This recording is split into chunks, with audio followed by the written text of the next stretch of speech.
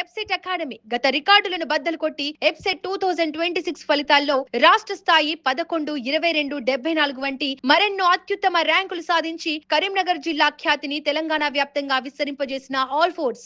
చోరీ చేస్తారు, దోపిడీ చేస్తారు, కానీ తమ జాడ మాత్రం అస్సలు కనిపించకుండా చూసుకుంటారు. చోరీ చేసిన బైకులే వారి ఆయుధం, నకిలీ నెంబర్ ప్లేట్లే వారి కవచం. ఒక రాష్ట్రంలో చోరీ, మరో రాష్ట్రంలో దోపిడీ. పోలీసులకు సవాల్ విసురుతున్న అంతర్రాష్ట్ర దొంగల ముఠాపై ప్రత్యేక స్టోరీ.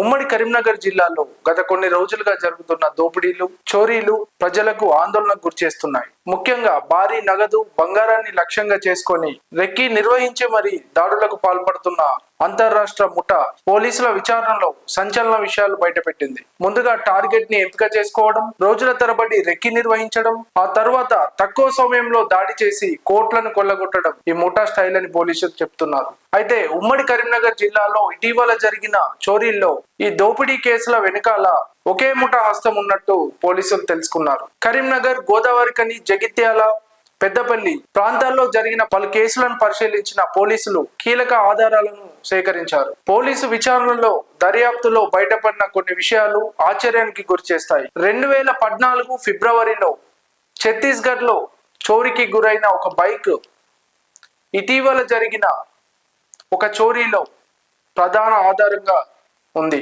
చోరీ చేసిన వాహనాలకే నకిలీ నెంబర్ ప్లేట్లను తగిలించి చోరీ చేస్తున్నట్టుగా, ఆ చోరీ చేసి రాష్ట్రాలు దాటిస్తున్నట్టుగా పోలీసులు గుర్తించారు.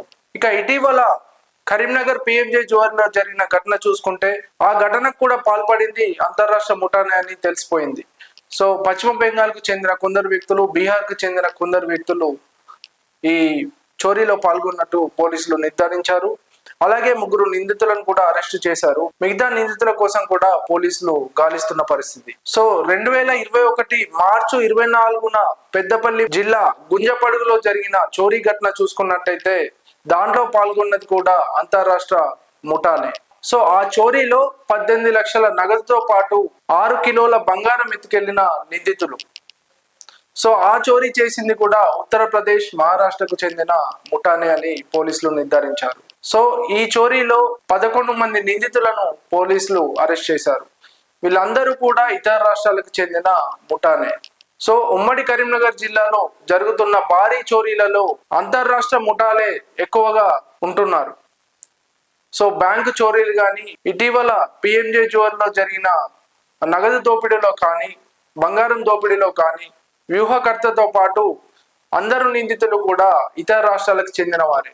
సో ఉమ్మడి జిల్లా మొత్తం కూడా గోదావరి పరివాహక ప్రాంతం కాబట్టి నిందితులు చోరీ చేసిన వెంటనే గోదావరి నది మీదుగా ఇతర రాష్ట్రానికి పారిపోవడానికి సులువుగా ఉంటుంది కాబట్టి ఉమ్మడి కరీంనగర్ జిల్లాలో ఈ అంతర్రాష్ట్ర ముఠా ఎక్కువగా రెచ్చిపోతున్నారు. సో వాళ్ళు గోదావరి మీదుగా ఇతర రాష్ట్రాలకు ప్రవేశించడానికి వాళ్ళకు సులువుగా మార్గం దొరుకుతుంది.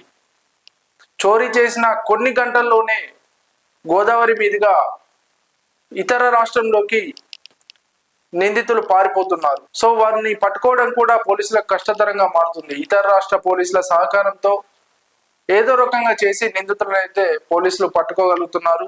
ఇటీవల కరీంనగర్ లో పిఎంజే జ్యువెలర్స్ లో జరిగిన ఘటనలో కూడా నిందితులు గోదావరి మీదుగానే ఇతర రాష్ట్రంలోకి పారిపోయినట్టుగా పోలీసులు గుర్తించారు. అదే విధంగా గుంజపడుగులో జరిగిన బ్యాంకు చోరీలో కూడా నిందితులు గోదావరి మీదుగానే సుందిల్ల మీదుగా పారిపోయి మహారాష్ట్ర చేరుకున్నారు. 2014లో జరిగిన చొప్పదండి బ్యాంక్ లో జరిగిన ఘటన చూసుకున్నట్టయితే నిందితులను మధ్యప్రదేశ్ చెందిన వారుగా గుర్తించారు పోలీసులు. ఈ చోరీలో ఉగ్రవాద సంస్థకు చెందిన వాళ్ళు కూడా పాల్గొన్నట్టుగా నిర్ధారించారు.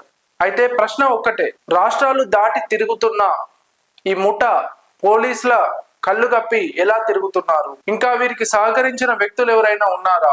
ఈ కేసుల్లో మరిన్ని విషయాలు బయటపడే అవకాశం ఉందా? పూర్తి వివరాలు మళ్ళీ చూద్దాం. స్టే ట్యూన్ తో సుమన్ టీవీ. నేను మీ సదాచారి.